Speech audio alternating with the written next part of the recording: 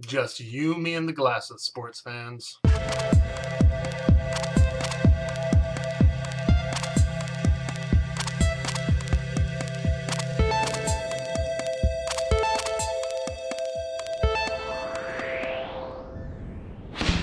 So, first up today, I'm all alone. It's okay.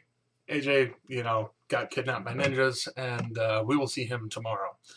Next, South Korea doing what South Korea normally does. Talk about North Korea. And North Korea is doing what they like to do and digging tunnels for trying to do nuclear tests without, them being visible to everyone. And, well, everyone knows because they're North Korea. So our State Department has basically said we can't confirm that they're doing what they're doing, but even so, if they're doing it, it's really bad. And if they're going to, shoot that missile up like they keep talking about, missile satellite delivery system, that's bad too. So we're all kinds of really not happy with North Korea today and like every day. So we move on. Next up, Peru, as a lot of South American countries have been doing in the recent past, had a mine collapse where 9 miners are trapped underground. They're doing their best to help them out. Apparently, they're going to be down there a few more days just because of things are hard when you're trying to get people out of a hole that's collapsed. They are getting air to them. They are getting water and soup to them. Apparently, all 9 of the guys that are trapped down there are okay. There's like a father and son down there. It's kind of a big deal. And they've got a tent city set up where about 80 or so people are friends and family and actual workers that are there helping. It's kind of cool. You should check that out. Next up, in West Palm Beach, Florida, they did something a little unorthodox with the cops this past weekend.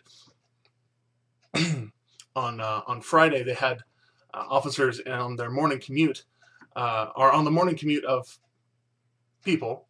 Officers were undercover as bunnies, saying, "Have a safe and happy holiday. Buckle up." And these officers, in their bunny costume, would radio in, "This car's not buckled. This car's not buckled. This car's not buckled." And because of that, a little bit further down, officers would be like, "Hey, remember the time you're not buckled? Ticket." In 2 hours, they cited like 50 people, something like that. It was it was bad. Apparently, they're having a really bad problem with it over there. And the moral of the story is that homeless guy on the side of the road might not be a homeless guy. He might be scouting. So, be nice to him and buckle up, morons. Moving on. Egypt, because what's his name? Hosni Mubarak has been kind of, ousted. The Egyptians have been all kinds of uppity recently. One of the things that they are getting uppity about is gas going from e-gas, which is the Egyptian national gas company, out to Israel and places where these agreements that were agreed on 20 years ago, while under the regime that they wanted changed, all the oil's been getting pumped out there for less than it should, or what have you. So the current Egyptian regime, or whoever, because nobody's really taking responsibility for it, but the gas lines are getting blown up and messed with, and it's kind of bad. So gas prices are high everywhere, and I guess they don't understand that. But we move on to actually our last story of today. I'm gonna kind of cut it short because I feel all alone, But also, I wanted to end with this story because, I do news, if you haven't noticed. and a guy like Mike Wallace, who did way bigger things with news and with his life than I can even hope for right now. He died over this past weekend in New Canaan, Connecticut.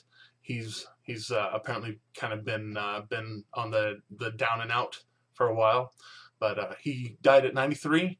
He, for those of you who don't know, worked for CBS's 60 Minutes for a long time, and he hit really hard, not even hard news, but he hit interviews really, didn't pull punches. He interviewed people really well and got answers when people wanted answers from someone. He would go in and get them, essentially. And as far as news people go, he was our Walter Cronkite, if you will. He's big deal, and I used to watch a lot of 60 Minutes. I don't know if you can tell, but no, he's really cool, and I hope his family is well. But moving on, this is a super short show, and I'm really glad that at least I have an outlet for my opinions, and hopefully one day can be as awesome as Mike Wallace. But moving on, thank you so much for watching. As always, I'm Jeremy. You'll see AJ tomorrow. Be aware.